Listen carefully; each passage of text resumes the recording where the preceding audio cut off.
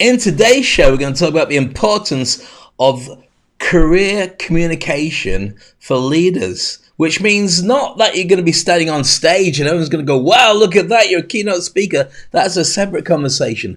I'm talking about what everybody does in the work environment to be able to communicate, to be able to show people that they are one day going to be a supervisor, going to be a manager, and be a leader. How do you build that up? What skills do you need? And how do you make that happen for your team? That and more is coming next on Speak on Stage. Welcome to Speak on Stage with Dave Crane, the podcast where we unpack the art and science of public speaking to help you command the stage with confidence and authority.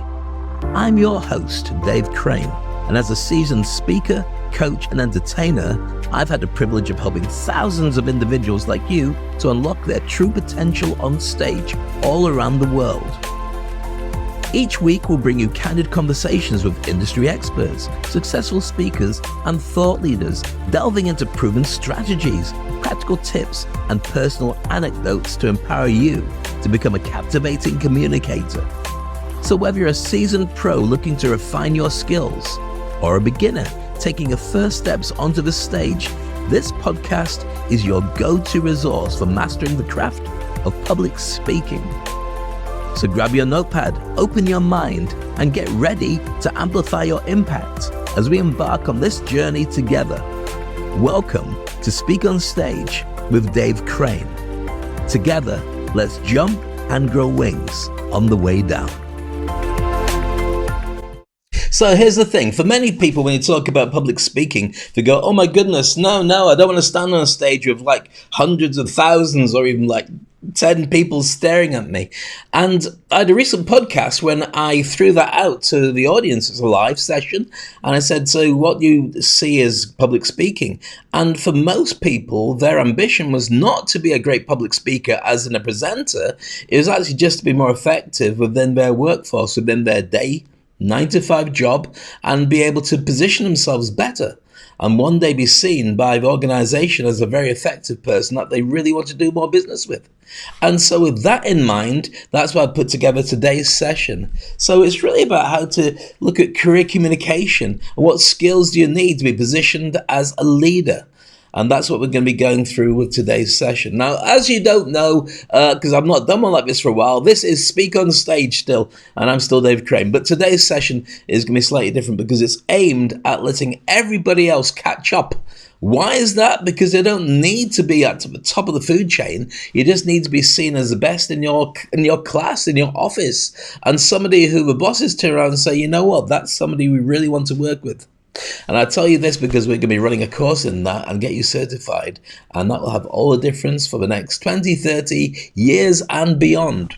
So before we do anything, let me share with you that we have a QR code, which is there, which is an invitation to join our free WhatsApp group, which is Turbocharge Your Career 5-Day Challenge. And in this, we teach people lots of incredible skills to be able to raise their game. We've got about 420 people in this group at this moment in time. It's free to join, but you cannot spam when you get there. So don't arrive and say, right, buy my crypto or anything like that, because I'll just go out and close the door on your way out. There's not a door in WhatsApp, but imagine there was and it's slammed, then that's what happens. But for everybody else who wants to join a community of incredible people who are really learning to raise their game, we've been running this for about 2 years, and that's a QR code. Just turn around and hold your phone up. Where's my phone gone? Here. And just hold it up and go, right, QR code, and press the button, and it all comes through, which is amazing. And there you'll be able to join well, I'll check out who you are first. Okay.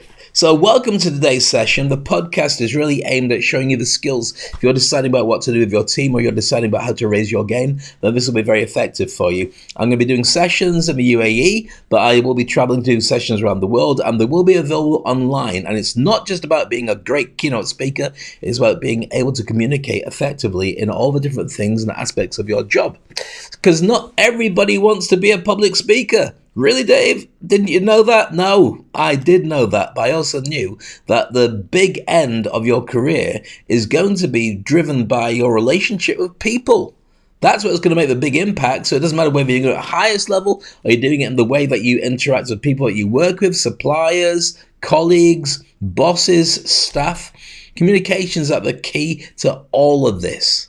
So here's the thing. Everything that we do right now is completely different from the way it was 2 years ago. AI has driven so much change. The pandemic drove people to work from home, and it means that you could be working for a company overseas without ever going into head office, without ever actually meeting anybody.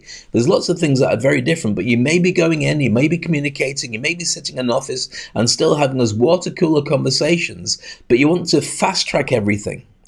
Recent conversations with people who work in HR say that in the old days, you'd talk about 3 years working for a company. Now you've really got to grow your own business at the same time internally within the company, within a job, so you can be a headhunted person. Headhunted by your own organization to get promoted, but also potentially if you were to move on or you were to be shoved on, then you need to make sure that you are very approachable and also somebody that people want. So how do you do that? What do you need to do to be able to make it happen? Well, we're going to share that with you on today's session. Now, as always, I'd love to have your thoughts and your ideas, your insights and your comments. Please put them down there. And if at any point you think, Dave, I need you to work with my team, or I need you to work with me, have you got a course I can join? The answer is yes. And the details will be available forthwith. Contact me directly and I'll let you know everything as we go. But meanwhile, back to today's podcast. So everything is completely different because the AI shift in the work culture has also meant that, well, it's meant that a lot of people who used to do jobs that were driven by years and years of study or years and years of experience are finding that apps can do it much easier. So we're talking, and I'm aiming and looking at people in law. I'm looking at people who work in medicine, people who work in accounts and numbers, where you could just turn around and say, yes, but I'm the expert. I know all the algorithms. I've been doing it for years. I've got access to all the law in my head. And then this range of books I have in my study when you come in. It's very cold and I'm drinking my cup of tea and looking over my glasses at you like this. If you're listening to the podcast, imagine looking over your glasses like the Gringotts guys in Harry Potter. If you've never seen Harry Potter movies, then it's not funny. But if you have, you kind of know what we're talking about. So AI has meant that a lot of people are still going to be looking at a different world because you're going to have an AI assistant, which means you have to really raise your own position and design your own career path. Nobody's going to hand it to you, and it's changing all the time, just like Indiana Jones, another movie I'm talking about. Do you remember that scene where he's trying to get out when he's got the Holy Grail or the Golden Grail, whatever it is, he's got this thing, maybe it's like a little monkey, and he's running along and trying to avoid all the boulders and darts being thrown? That is now what a career path is if you're getting a job as one of the Raiders of the Lost Ark. Alternatively, you already probably received this kind of impression in your own career that the goalposts keep moving and everything's shifting and markets are altering. And you're just wondering, well, what do I need to fall back on? What do I need to do to stay in it? Now, at this stage, we're not talking necessarily about age, because if you're 50 plus, there's another conversation to be had with you about starting a side hustle and concentrating on growing your own business alongside your normal wage paying business. What I'm talking about is anybody who's thinking, I really want to get up the food chain faster. I want to be able to get noticed enough to be a supervisor, or I want to be promoted, or I want to be able to stay where I am and have more people working with me and respecting me, or I want to be able to communicate better when I go to networking meetings or when I travel overseas, or maybe I want to jump up to being management or in a certain position in management and I'm not being respected enough. All the things that go into designing your career path, we're going to help you with some of those skills in today's show, but at least show you what you need to be doing. So the bottom line is, to be anywhere, to be hired by anyone, doesn't matter what your job is, you've got to prove that you've got trust and credibility. If you don't have trust and credibility and the certainty that when somebody hires you, works with you, or talks to you, that you can deliver, people end up saying, right, why am I working with you? Why don't I just get somebody else? So what does that entail? That means creating something very special. That means creating a position in what you do that people have no choice but to work with you. That also means creating a brand around you. We'll talk about that a little bit more. A brand internally at work, really? So I don't need to go on Facebook? No, you don't, but you do need to do something really effective. Now, when you're building your career, the big question that everyone's asking is, I'm working on it, but what could go wrong? Well, the truth is lots, and you've probably experienced that. Every single day at work could be like a minefield of putting your foot in the wrong stuff, or that could be a cow field, depending on where you work. But the bottom line is still this: You might never know what you did wrong. You could have said the wrong thing to somebody. You could have had a joke with somebody who doesn't like the jokes. Or you could have been saying, I'm not bothered. I'm perfectly happy where I am. Just when the management are looking to promote somebody else and you've taken yourself out of the equation.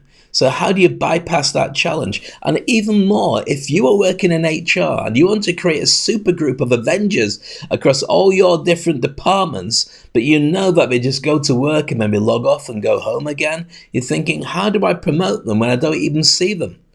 Well, this will really help you to be able to consider that. You have to manage your brand whilst working. That means that as you go about your daily life, you have to be able to get people to turn around and say, that's somebody who I value. That's somebody that we need to work with. That's somebody that I hope is with this company for a very long time, because by retaining them, it means that we all raise our game at the same time. You may have seen this in sports, in football or rugby or whatever it is that you watch, American football. They have an MVP, most valuable player, and they want to make sure that that person stays with the organization as much as possible. There's actually a twist in that. The twist in that is that if everybody is raising their game at the same time, you don't actually need an MVP. But it's nice to be that person because, of course, then you've got more options about what you do next and where you go. So you've got to manage your brand whilst you're working within that job. Now, what are the challenges of doing that? Well, first of all, if you go me too much, people will say, don't do that. You should be quiet because you've got a job to do, and so on. You need to be careful, especially when you're managing how you do that on social media. Step too far out and people say, right, don't talk about that. You represent the company if you're talking about yourself. But there are ways of fixing this. Like, for instance, if you go on social media, LinkedIn and so on, and talk about how great your company is and share some things about how you are growing your industry and doing incredible stuff and winning awards and making a difference, the company will only say well done. But what do? They also notice you at the same time. Insight? Yes, thank you, Dave. My pleasure. So let's go on to managing your brand whilst you're working. And remember this, your personal brand is what people say when you leave the room. So your personal brand isn't necessarily something you go out there and say, look, my t-shirt says I'm the best. It's when you walk out after you're doing your normal job, people say, you know what, that person is really the best. So how do you create that? How do you get everyone to warm to you and want to work with you? Well, let's just look at a couple of areas that you can concentrate.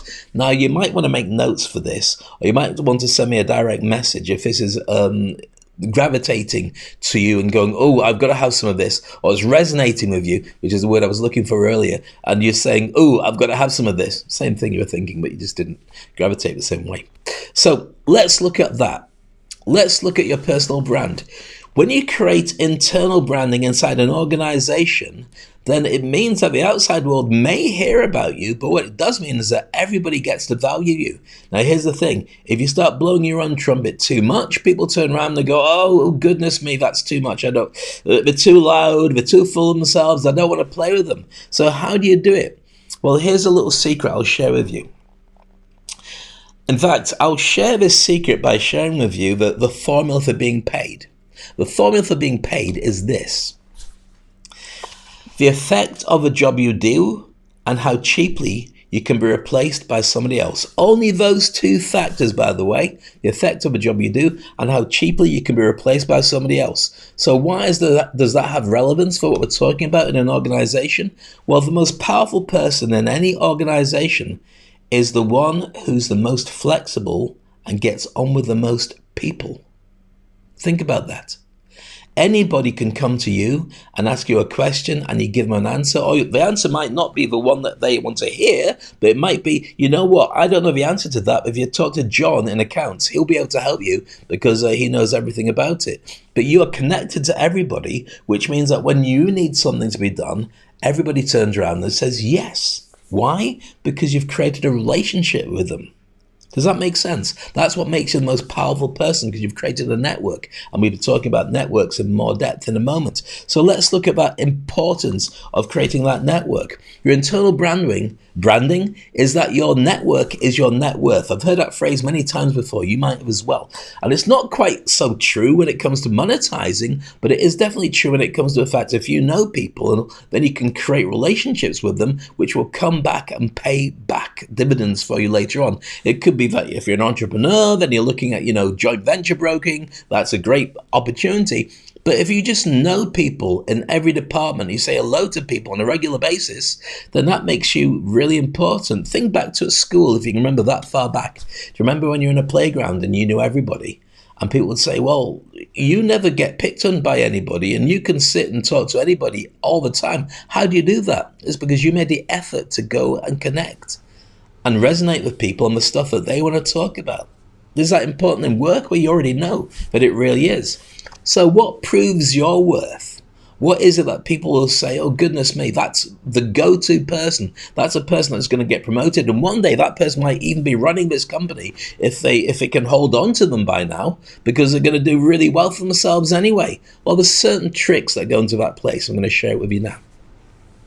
Basically, when we're talking about AI and all the difference it's making to the world, you've got to increase your human skills, your humanity, which sounds really weird. A couple of years ago it would have sounded really weird, but it makes more sense than ever before, because we all like the idea of talking to our AI version of ourselves or interacting with an app. But what about talking to a real person? It's nice to talk to a real person, especially when they become really skilled at giving you the answers that you truly want. As a coach, as a mentor, but even as a colleague or a boss or a friend. These are really useful skills that kind of haven't been valued quite so much until now. So let me share with you what happens when I work with an organization, when I train management to be really, really effective at being able to raise their communication skills and get the very, very best out of everybody that they're working with. So take a look at this. Today I'm really blessed to be sharing with one of the biggest companies in Dubai how to become effective storytellers, how to become great speakers, how to sit on panels, how to moderate, and how to become the most effective communicators in their industry.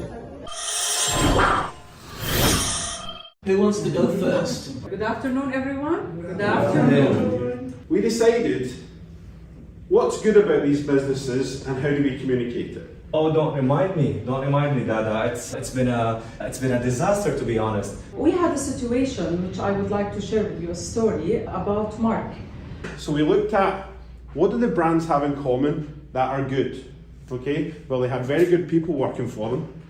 We had innovative product and we had a relatively loyal customer. So that's the mix that you want to be a killer mix. And that is what we say about diversification in real estate. So what does that give us? Come back to what Dave wants and the aspirations. That's the present and this is the future. All of a sudden it started raining and I took Mr. Abdullah on the side into one of the bus waiting areas. And we sat right there while it's raining outside and I said, Mr. Abdullah, what if I told you there's a solution for that? Yeah, the importance, I think, of the adaptability and not being, just resistant to change, because it's coming and this is the future and we need to be, working on ourselves.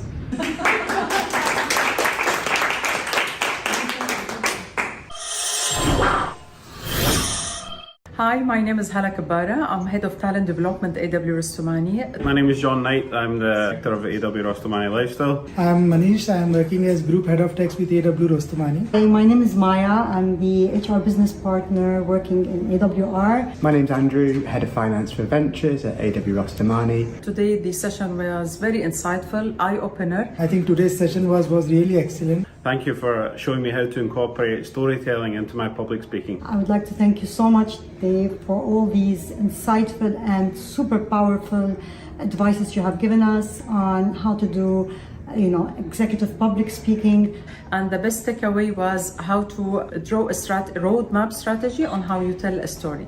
Thanks for an amazing session, Dave. Jump and grow wings on the way down. I'll never forget that. Thanks for an amazing day under your coaching. I think some of the key attributes takeaways for me was stage presence. When we talk about public speaking as conversation and it's two-ways communication between the speaker and the audience. Dealing with nerves when talking to a large audience. I learned more effectively how to translate ideas and thoughts to the larger audience. And the framework in terms of storytelling throughout your presentation. How I can manage any kind of presentations. Which really make it really amazing how you can make it easy between you and the challenge of speaking in front of many audience. Definitely, I would recommend session with Dave to other people. Thank you, Dave. It was amazing. Cheers, Dave. Thank you very much. I can't recommend it highly enough. Can't wait to look forward to working with you in the future. Thank you. Thank you.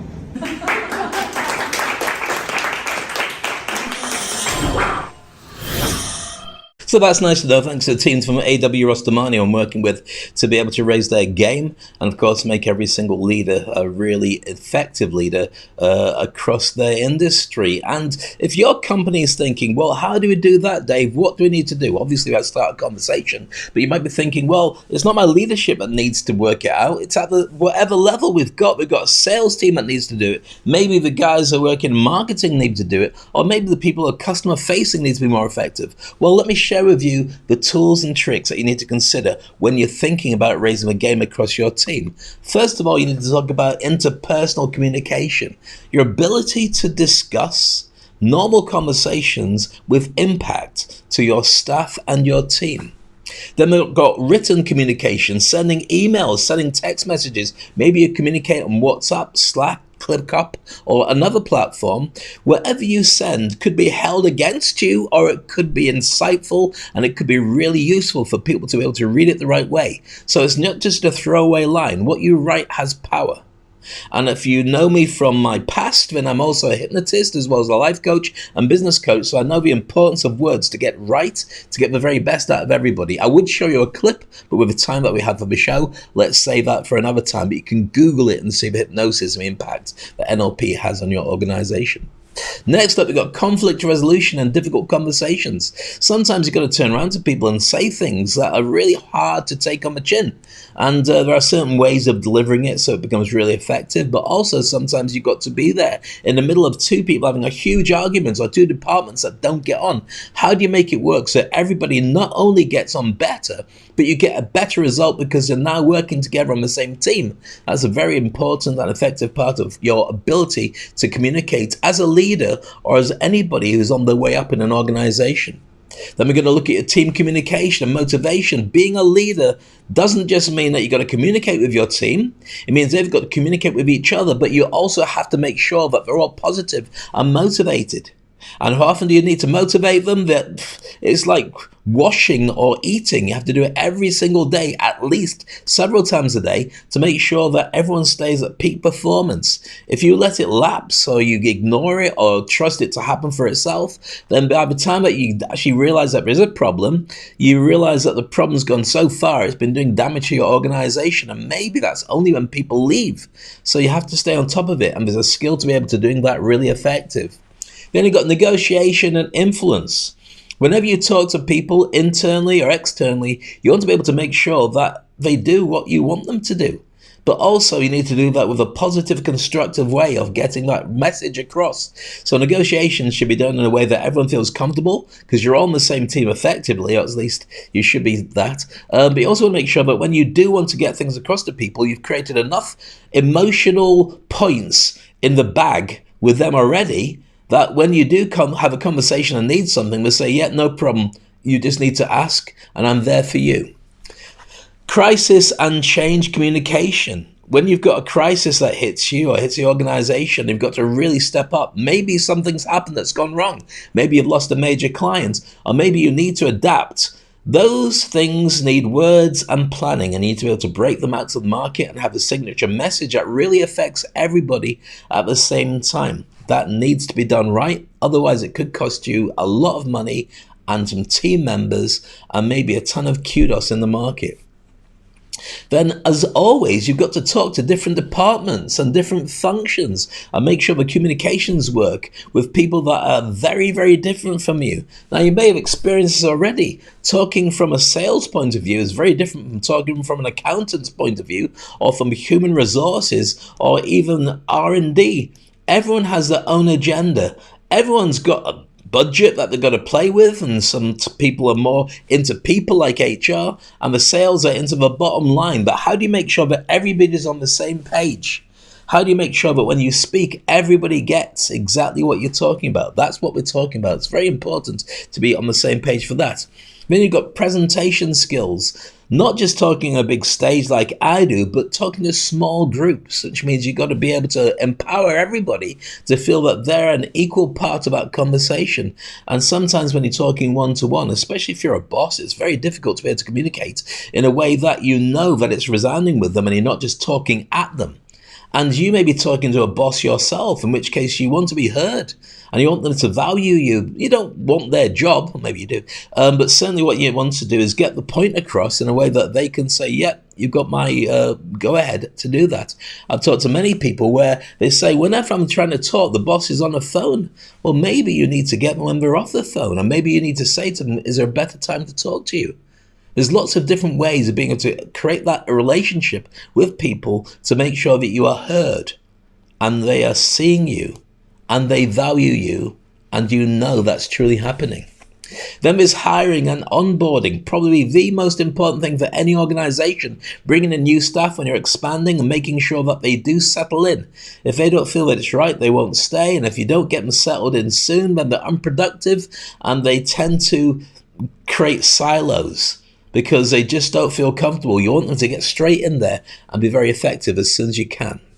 Then you've got the difficulty of the opposite, when you have to fire people or have challenging conversations with them about raising their game. There are ways and means of supporting people even as you let them go. And here's another thing that's always seemed ridiculous. Firing has always seemed like, right, you're no longer welcome in this organization, goodbye. How often have you said to somebody that, you know what, there's an opportunity for you that I think you should take. And as you take this opportunity, you are not going to leave this organization because we'd still like you to be in the brain trust. This is still your family here. You might not be paid by us anymore, but you're always welcome to share intel and conversations, and we'll do the same with you. Because once you've worked with us, you always work with us. If you do that effectively, then people will always be part of your satellite team and your brain trust, and they'll send staff to you in the future. So these are skills that many people don't know. We just consider that when you've gone, you've gone. Then you've got cultural sensitivity issues. As diversity grows, you need to have more inclusion. You could say the wrong thing to the wrong person. Sometimes you might not even know it's the wrong person. So the way you say it has to be very effective, and sometimes you have to let people know that you've got their Wi-Fi code just right, and if there is an issue, then you're open to them turning around and telling you so you can learn and be better next time. Part of that is problem solving and decision making. If you can get the team to make the decision, there's a better chance of them being programmed to take ownership of it. But if you just tell them this is what we're going to do, and they're really upset because that's not what they wanted to do, they may drag their heels or even hijack it, not deliberately, but just because they don't put in the same amount of effort as you want them to. You might be running a company, it might be your company, or you might be a decision maker in that process. If they don't feel empowered to do so, they won't. They'll go to work and they'll go home, and they'll forget about it until they next have to be in your office. You want them to feel part of a solution, not just somebody who's there to fix the problem. So sales and communication skills are essential when you want to close deals. That's making money, that's growing your ROI and giving benefits and value to your industry. So lots of people want to work with you, and your reputation spreads across the whole industry. Everybody needs to do a sale, whether you're selling a product or an idea or an insight, or even to a colleague that you should go for lunch. It's a sale, in fact, and most contracts and transactions are fumbled by people because they don't really know what they're doing. That's why it's so important to get this correct. So we teach people communication skills, how to sell and close deals really well. And last but not least, how to network effectively. You need to be able to go out there and create relationships across the industry. You never know when you need to get a job from somebody, or hire somebody, or even get some insight into what's happening in the industry or in your country, and you want it from somebody who might not be in the same organization but trusts you enough to say, look, this is just off the record, but let me help you with this. Most people don't even ask for help, but when you know that and you go along to a networking event, that networking event can be so much more productive rather than just standing there holding a glass of orange juice or a cup of tea and waiting to go home. If you know how to introduce yourself to somebody, to create a relationship with somebody immediately so they then warm to you and want to work with you, As I mentioned before, the most powerful person in any group is the one that's most flexible and gets on with the most people. This is a perfect way to be able to do it at any meetup, any conference, or even internally in your own organization. So let's look at how this all comes together. Here's a little sample of one of my coaching groups. I'll let it run for a little while so you can see what it's like when you do actually work with me and send your team in to see how to do all these skills and how to answer impossible questions when you're on a stage and people are saying, you know what, let's test them out. Right, if you're being asked a difficult question by somebody from the audience, the odds are that person's asking you a question maybe because they want to know the answer, but it could be because they feel left out because they're not important, you're on stage and they're not. It could be they want to impress everybody in the room by suddenly showing up on radars as asking great questions. They might have their boss next to them, so they want to justify, you know what, I should get promotion because I really know my stuff. Yeah. It could be a load of these things that have nothing to do with you at all, but you're the keynote speaker. So, if somebody's asking you a question for that reason and you don't know the answer, what do you do? What do you think? Like, you can ask us, and what do you think? I've done this with you before. Okay, yeah, first thing you can do, well, actually not the first thing. The first thing is you say great question. You say great question because what you want to do is diffuse their ego of them to then come up with another question. If you say great question, then I'll go, see, great question, I'm king of the world, I'm important, and then you've done it. Then if you don't know the answer, you can then ask them to repeat the question. They'll say it to you again slowly in baby language, which gives you more time to think about the answer that you want to give. So what's your name? Can you repeat the question? I don't know what you mean by that. Okay, so what's written on the back of your shirt if you were to lose it? Does it have your name written on it? I'm glad you asked that. Well, the name is the way that I call myself, or maybe my parents have a different name. Or if you look at my online profile, you see that's why I want to, whatever. You can then rephrase your answer by asking them to repeat it, and they will just go through it with that time. Then, as Andres just said, you can turn around to them and say, great question, what do you think? And then they might go, well, I think it's this, this, this, and this. Because the odds are they know the subject. When you're speaking on a panel in a big room, it's full of people who are probably smarter than you on that subject. So they already know what the answers are. They just want to know what your opinion is and what you can add to it. So you say, you know what, it's a great question, what do you think? But you make it look like you know.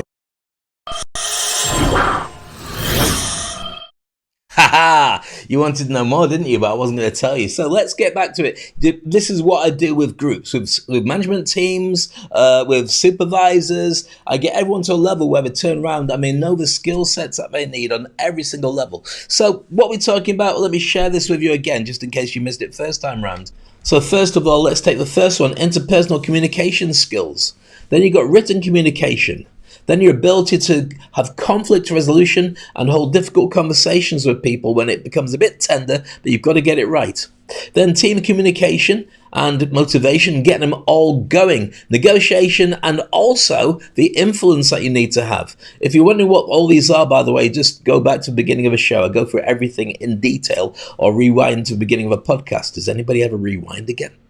Crisis and change communications, number 6. Number 7 is this, cross-departmental and cross-functional communication.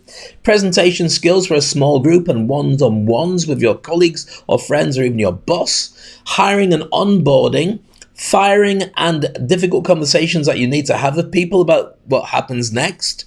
Then you've got cultural sensitivity and inclusivity, and then problem solving and decision making communication skills. These are all really super powerful. And then of course, sales has its own thing. Sales, marketing, closing deals, and lastly, how to network effectively. These are skills that you need to have. Let's talk. Let's make this happen because it may be the most important thing that you do with your team. If you're wondering how to do this next, very simple, just get in contact with me. DM me directly and let's see what we can do. If you've got any questions, put them into the comment section or again, message me. You don't have to do it. I will answer every question within 24 hours because I go back and I'm notified on LinkedIn or whichever platform you're watching this on when somebody's left a comment, and I promise you I'll get back to you on that. Or you can go to Speak on Stage directly and talk to me there. So if you want to join my free WhatsApp group and discover some incredible stuff as I train people every single month, then this group is called Turbocharge Your Career, the 5-day challenge, and it's got over 420 people who are decision makers. There's royals, there's millionaires, there's influencers, there's people from all across the globe, there's students, a real mixed bag of amazing people, and you can join them. And here is how you do it. The QR code is available to join our WhatsApp group, or you can go to https. If you're not watching it, it's listening to it on the podcast. https // which is bit.ly / Turbo Career Challenge is one word. Okay, https. Sorry, start again. https / bit.ly / Turbo Career Challenge. So if you're listening to the podcast, watch the video. It's much easier for all of us. And as long as you're not spamming anybody, then you're very welcome to join that group for free and learn as much as you possibly can. And that's it from me on career communication skills for leaders. I hope that was of value to you. Let me know if you want me to work with your team wherever you are in the world. That we can work it out whether we do it online or in person. It's an essential skill for everybody, and maybe I need to work with you directly to get you on a stage as well, somewhere around the world, because it pays very well. That's it for me. I hope you got a lot out of it. Remember, this is Speak on Stage, and thank you for your time as always. I look forward to catching you next time. Make sure you remember to jump and grow wings on the way down. That's how we leave it. Remember, this is Speak on Stage, and time is of the presence. You really need to remember that right now, the longer you leave it, somebody else is jumping in and doing what you could be doing instead. So why not just do it? You've got everything you need. You're as skilled as you need to be, but just upgrade that little bit to stay ahead of the game. Take it easy. Subscribe, and catch you next time on Speak on Stage. Thank you for tuning into another insightful episode of Speak on Stage with Dave Crane. We hope you found today's conversation inspiring and packed with valuable insights to help you to amplify your presence on stage too. And if you enjoyed this episode, please subscribe to the podcast on your favorite platform and leave us a review. Your feedback helps us improve and reach more aspiring speakers just like yourself. Remember, the stage is your platform to shine, and with the right tools and mindset, you can captivate any audience anywhere. So keep honing your craft, refining your message, and never shy away from the spotlight. Stay tuned for our next episode, where we'll dive even deeper into the world of public speaking and performance. Until then, keep speaking, keep shining, and keep making an impact. This is Dave Crane signing off. See you next time on Speak on Stage.